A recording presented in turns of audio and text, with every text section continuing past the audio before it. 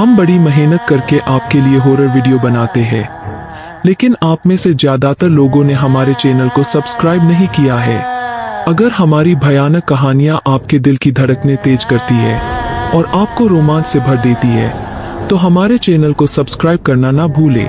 तो आइए इस डरावने सफर में हमारे साथी बने, सब्सक्राइब करें और हमारी हर नई कहानी का हिस्सा बने। सुरंग नंबर 33 शिमला। शिमला की ठंडी हवाएं, ऊंचे ऊंचे देवदार के पेड़ और घने कोहरे से ढके पहाड़, जहां सूरज की रोशनी भी मुश्किल से पहुंचती है।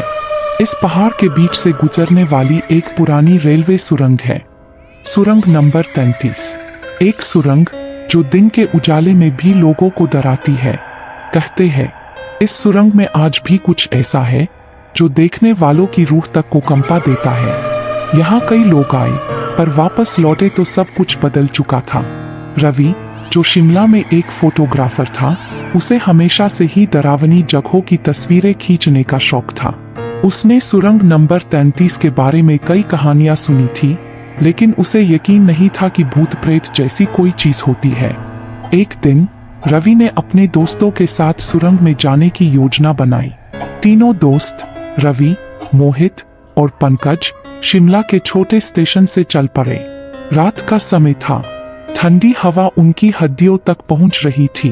तीनों ने ठान लिया था कि वो सुरंग का सच जानकर ही वापस आएंगे। जैसे जैसे वे सुरंग के पास पहुंचे, आसपास का माहौल अजीब सा होने लगा। हवा और तेज चलने लगी। जंगल में अजीब अजीब सी आवाजें आने लगी। सुरंग के पास पहुंचते ही घना कोहरा छा गया। सुरंग के सामने खड़े होते ही एक अजीब सी ठंडक ने उन्हें घेर लिया। सुरंग में घुसते ही एक अजीब सी सड़न की बदबू आई, जो किसी सड़ती हुई चीज की हो सकती थी। तीनों ने टॉर्च जलाकर अंदर जाने की हिम्मत जुटाई। ये सुरंग इतनी भूतिया क्यों लग रही है? मोहित ने घबराते हुए पूछा।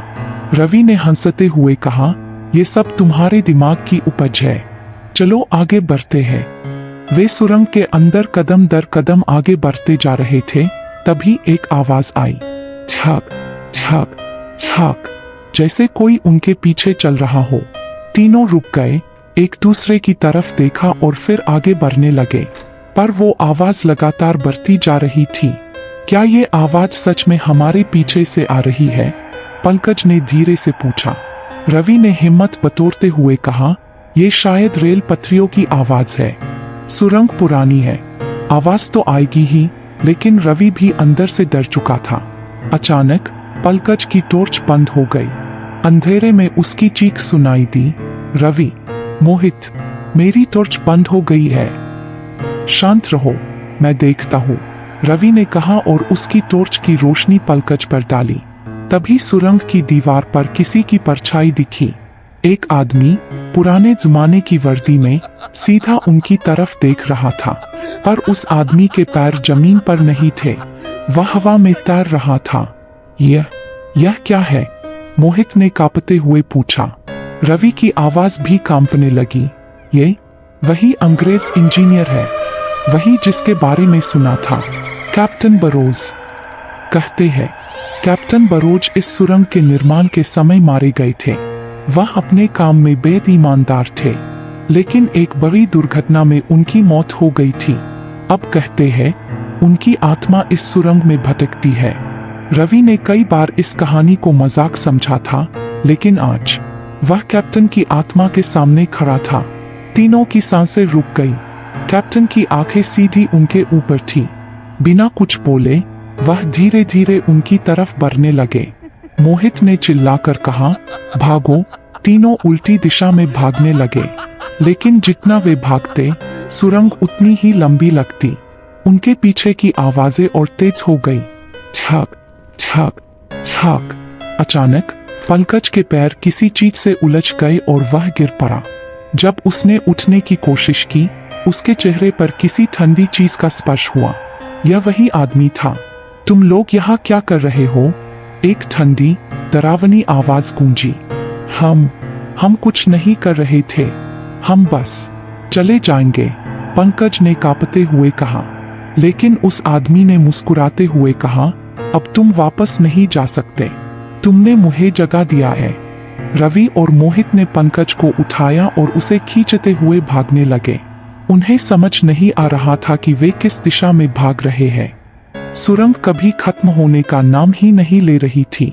जब तीनों को लगने लगा कि शायद वो इस भूतिया सुरंग से कभी बाहर नहीं निकल पाएंगे, तभी अचानक सामने एक रोशनी दिखाई दी। उन्हें राहत की सांस आई और वे तेजी से उस रोशनी की तरफ भागे। जब वे सुरंग से बाहर निकले तो वहां सब कुछ शांत था। न कोई आवाज, न कोई भूत, बस वही घना कोहरा और ठंडी हवाएं। हमने इसे पीछे छोड़ दिया, हम बच गए, मोहित ने हाफते हुए कहा।